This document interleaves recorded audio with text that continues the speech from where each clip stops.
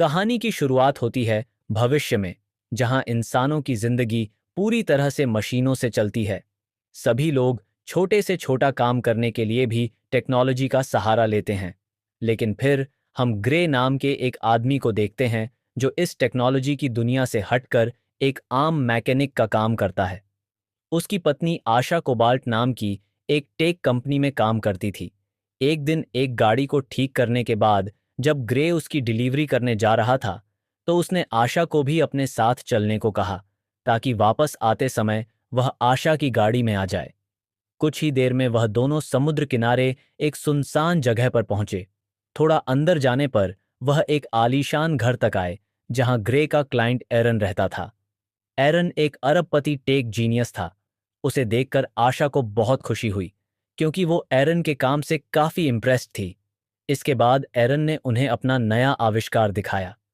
यह स्टेम नाम की एक माइक्रोचिप थी, जिसकी मदद से वह कोई भी काम कर सकते थे।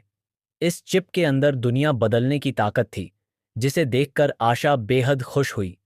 पर ग्रे का मानना था कि इसकी वजह से लोगों की नौकरियां खतरे में पड़ जाएंगी। बाद में जब वह घर लौट रहे थे, तो ग्रे ने कहा कि ऐसे आविष्कार उसके जैसे लोगों का धंधा ठप करके रहेंगे। पर तभी ग्रे ने देखा कि उनकी गाड़ी तो कहीं और ही जा रही थी। ग्रे ने गाड़ी को मुड़ने की कमांड दी और खुद ब्रेक्स लगाने की कोशिश भी की, पर कोई फायदा नहीं हुआ। जल्द ही वह गुंडों के मोहल्ले में आ पहुंचे, जहां उनकी गाड़ी की जोरदार टक्कर हो गई। तभी चार आदमियों ने वहां आकर ग्रे और आशा को बाहर निकाला। उसी वक्त एक पुलिस डी ड्रोन पूरी घटना की रिकॉर्डिंग कर रहा था। वो गुंडे ग्रे और आशा को पीटने लगे, तो ग्रे ने उन्हें पैसों का भी ऑफर दिया।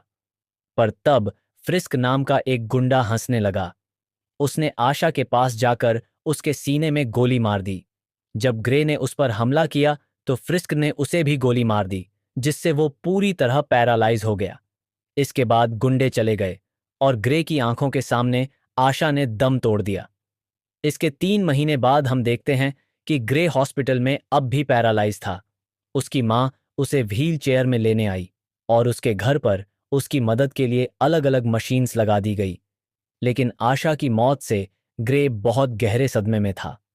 बाद में ग्रे और उसकी माँ पुलिस स्टेशन में डिटेक्टिव कोर्टेज से मिले। ग्रे ने आशा के कातिलों के बारे में पूछा, तो कोर्टेज ने कहा कि फिलहाल कोई सुराग नहीं मिला।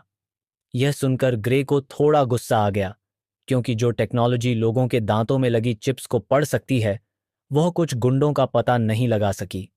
पर कोर्टेज ने बताया कि कातिलों ने अपने सिस्टम में बहुत सख्त सिक्योरिटी लगा रखी है, जिस वजह से उन तक पहुंचना बेहद मुश्किल हो गया है। खैर, बाद में जब ग्रे हॉस्पिटल में था, तो एरन उससे मिलने आया। ग्रे की हालत देखकर एरन ने उसे अपने शरीर में स्टेम माइक्रोचिप लगवाने की सलाह दी, ताकि वह फिर से चल फिर सके। एरन ने कहा कि इसके लिए उसकी सर्जरी होगी, पर यह बात एक खुफिया राज रहनी चाहिए। मगर ग्रे ने कहा कि वह जीने की कोई इच्छा नहीं रखता। पर फिर एरन कहने लगा कि अगर आशा होती तो वह भी यही चाहती। यह सुनकर आखिरकार ग्रे माइक्रोचिप लगवाने के लिए राजी हो गया। फिर एरन की लैब में कुछ डॉक्टर ने ग्रे के शरीर में वो स्टेम माइक्रोचिप लगा दी, जिसके बाद ग्रे के हाथ पैर पहले की तरह चलने लगे। तब एरन काफी खुश हुआ और उसने ग्रे को एक एग्रीमेंट साइन करने को कहा। ग्रे ने तुरंत एग्रीमेंट पर साइन कर दिए और दुनिया के सामने पैरालाइज होने का नाटक करने को तैयार हो गया। बाद में घर लौटकर उसे डिटेक्टिव कोर्टेज का पार्सल मिला, जिसमें आशा के केस के कुछ सबूत थे। असल में यह उस घटना की ड्रोन फुटेज थी। वीडियो देखने के बाद अचानक उसे किसी की आवाज सुनाई दी। यह आवाज उसके अंदर लगी, उस माइक्रोचिप की थी, जिसे सुनकर ग्रे के होश उड़ गए। स्टेम ने कहा कि उसे हैरान होने की जरूरत नहीं है, क्योंकि सिर्फ वही उसकी आवाज सुन सकता है। इसके बाद स्टेम ने फुटेज देखकर कहा कि उन गुंडों के पास बंदूकें नहीं थीं, बल्कि उनके टेक्नोलॉजी से बने हाथों से ही गोलियां निकल रही हैं। फिर स्टेम को एक गुंडे के हाथ पर टैटू दिखा, जो मिलिट्री बारकोड था। उसे स्कैन करके पता चला कि उस गुंडे का नाम सर्क था। अब ग्रे ने कोर्टेज को खबर देने की सोची, पर स्टेम ने उसे रोककर कहा कि सिर्फ टैटू ठोस सबूत नहीं है। स्टेम ने कहा कि ग्रे को खुद सर्क के पास जाकर सच का पता लगाना चाहिए। जल्द ही ग्रे उसके घर पहुंच गया और उसने सर्क के लैपटॉप की छानबीन की, जिसमें ओल्ड बोनस नाम की एक बार का जिक्र बार बार हो रहा था। इसके अलावा उसे पता चला कि सर्क ने अपने शरीर में कई खतरनाक चिप्स लगवाकर खुद को एक एआई कातिल बना लिया था। लेकिन तभी सर्क ने घर पहुंचते ही ग्रे पर हमला कर दिया। ग्रे ने पूछा कि उसने आशा को क्यों मारा, पर सर्क उसे बेरहमी से पीटता जा रहा था। आखिरकार ग्रे ने स्टेम से मदद मांगी तो स्टेम ने उसके शरीर पर काबू करके सर्क का मुकाबला किया और कुछ ही पलों में उसे जान से मार डाला। बाद में जब ग्रे को होश आया तो वह काफी घबरा गया, लेकिन स्टेम ने उसे पुलिस के आने से पहले सारे सबूत मिटाने को कहा। बाद में जब एक डॉक्टर डिटेक्टिव कॉटेज के साथ सर्क की लाश की जांच कर रहे थे तो उन्हें उसके शरीर में कई खतरनाक चिप्स और हाथ में बंदूक के इम्प्लांट्स मिले। कॉटेज को खबर मिली कि सर्क के घर में मशीन ऑयल वाले जूतों के निशान मिले हैं, जिससे उसे लगा कि यह शायद किसी मैकेनिक का काम है। कुछ दिन बाद एरन की लैब में चेकअप के लिए गया तो एरन काफी गुस्से में था, क्योंकि उसे ग्रे की पूरी खबर थी और वह जानता था कि उसने सर्क की हत्या की है। एरन ने उसे एग्रीमेंट याद दिलाकर कहा कि वो टेक्नोलॉजी का गलत इस्तेमाल नहीं कर सकता। तब ग्रे ने भी गुस्से में कहा कि हाँ, तो तेरी चिप की बात मान के ही गया था मैं वहां पे। खैर, एरन ने उसे सावधानी से इसका इस्तेमाल करने को कहा। उधर कोर्टेज ने सर्क के घर के बाहर की फुटेज देखी तो उसे व्हील चेयर में ग्रे दिखाई दिया। बाद में उसने ग्रे के घर जाकर उसे सर्क की मौत के बारे में बताया। टेज ने उससे पूछा कि वह कत्ल के वक्त क्या कर रहा था, तो ग्रे ने कहा कि वह अपनी तरफ से छानबीन कर रहा था, लेकिन खून में उसका कोई हाथ नहीं है, क्योंकि उसका तो पूरा शरीर पैरालाइज्ड है। आखिरकार कोर्टेज उसका यकीन करके वापस लौट गई। बाद में ग्रे ओल्ड बोनस बार में गया और उसने सबको बताया कि कुछ महीने पहले उसकी पत्नी का कत्ल हो गया था। ग्रे ने कहा कि अगर किसी को भी कुछ मालूम है तो वह आगे आए। फिर ग्रे ने बताया कि सर्क नाम के गुंडे की मौत हो गई है, तो टोलर नाम का एक आदमी उसे बाथरूम में ले गया। वहां उसके गुंडों ने ग्रे को व्हीलचेयर से गिराया और टोलर ने उसकी गर्दन पर चाकू रख दिया। पर ग्रे ने कहा कि वह तो सिर्फ अपनी पत्नी के कातल तक पहुंचना चाहता है। डोलन ने कहा कि उस वक्त वो भी वहां मौजूद था। यह सुनकर ग्रे ने अपने शरीर का कंट्रोल स्टेम को दे दिया और अचानक उसने सभी गुंडों की धुलाई शुरू कर दी। फिर वो टोल को पकड़कर उसका चेहरा काटने लगा, लेकिन तभी टोल ने खुलासा किया कि फिस्क नाम के एक आदमी ने उन्हें आशा को मारने के लिए पैसे दिए थे। तभी अचानक स्टेम ने ग्रे को बताया कि एन स्टेम का सिस्टम बंद करने की कोशिश कर रहा है, जिससे ग्रे फिर से पैरालाइज हो जाएगा। फिर स्टेम ग्रे को जेमी नाम के एक हैकर के पास ले गई। वहीं बार में फिस्क और उसके गुंडों ने देखा कि टोल की मौत हो गई थी। फिस्क ने टोल की आंखें स्कैन करके हत्यारे का पता लगाया। उधर ग्रे ने जेमी के पास जाकर उसे स्टेम का इनपुट गार्ड निकालने को कहा। इनपुट गार्ड स्टेम का वो प्रोग्राम था जो स्टेम को अपनी मर्जी से कुछ भी करने से रोकता था। इसे निकालते ही एरन बाहर से स्टेम को कंट्रोल नहीं कर पाएगा। जल्द ही जेमी ने इनपुट गार्ड निकाल दिया, पर अब सिस्टम को फिर से शुरू होने में थोड़ा वक्त लगेगा। तभी जेमी ने देखा कि फिस्क और उसके गुंडे उनकी ही तरफ आ रहे थे और वह तुरंत ही घर से भाग निकली। जल्द ही फिस्क के गुंडों ने ग्रे को घेर लिया और तभी इरोन की सिक्योरिटी टीम भी वहां आ गई। लेकिन ऐन वक्त पर स्टेम फिर से एक्टिवेट हो गई और ग्रे भागकर छत पर पहुंच गया। जल्द ही एक गुंडे ने उस पर हमला कर दिया, तो ग्रे ने उसी के हाथ की बंदूक से उसे मार गिराया। इसके बाद वह खून से लथपथ अपने घर पहुंचा तो उसकी मां उसे चलते हुए देखकर हैरान रह गई। आखिरकार उसने उन्हें स्टेम की सच्चाई बताकर इस बात को राज रखने को कहा। जल्द ही डिटेक्टिव कोर्टिस ने वहां आकर कहा कि उसे बार में ग्रे की व्हील चेयर मिली, जहां कई सारे लोगों की हत्या हुई है।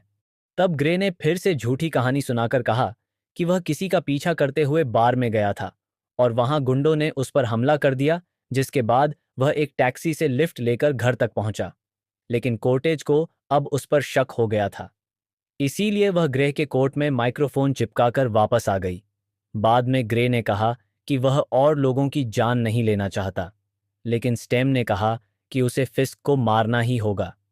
ग्रे ने जब मना किया तो स्टेम ने कहा कि अब उसे ग्रे के शरीर पर काबू करने के लिए उसकी इजाज़त की ज़रूरत नहीं है। असल में इनपुट कार्ड निकालने की वजह से अब स्टेम अपनी मर्जी से कुछ भी कर सकती थी। स्टेम ने कहा कि अगर ग्रे ने फिस्क को नहीं मारा तो फिस्क उसे मार डालेगा।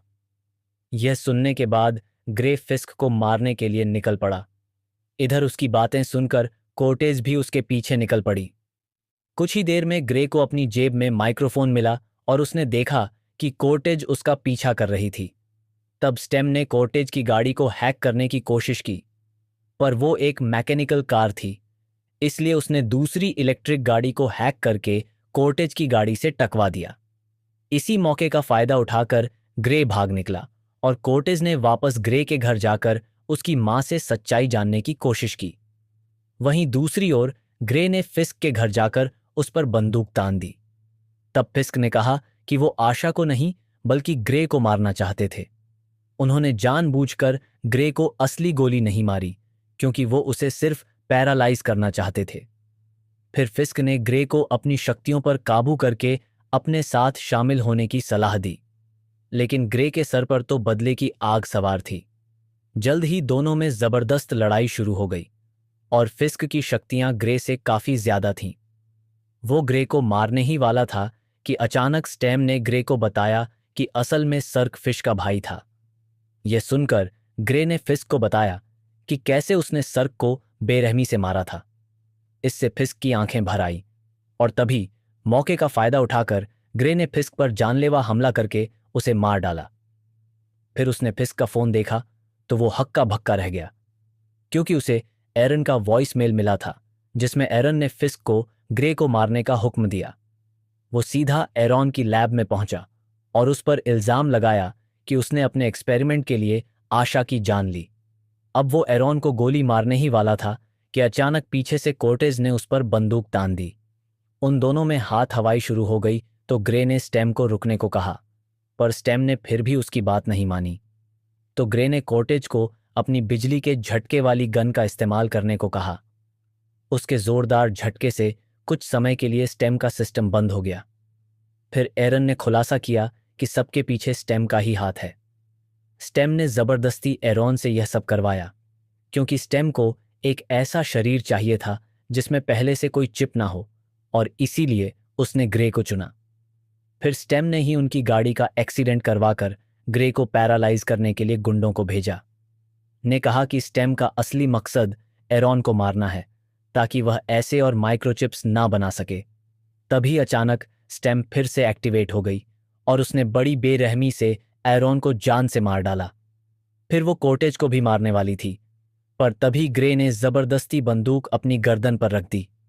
इसके अगले सीन में हम देखते हैं कि ग्रे एक हॉस्पिटल में था और उसका शरीर भी एकदम ठीक हो गया था। फिर आशा ने वहां आकर उसे बताया कि उनके एक्सीडेंट के बाद ग्रे कई दिन तक बेहोश रहा। ग्रे को यकीन नहीं हुआ, पर तभी उन्होंने एक दूसरे को चूम लिया।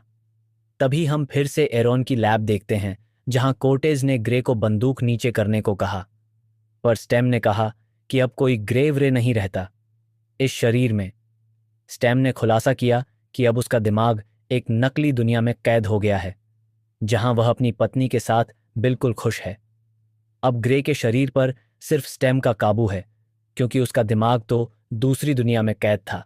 यह कहकर स्टेम ने कोर्टेज को गोली मार दी और फिर आराम से वहां से बाहर आ गया।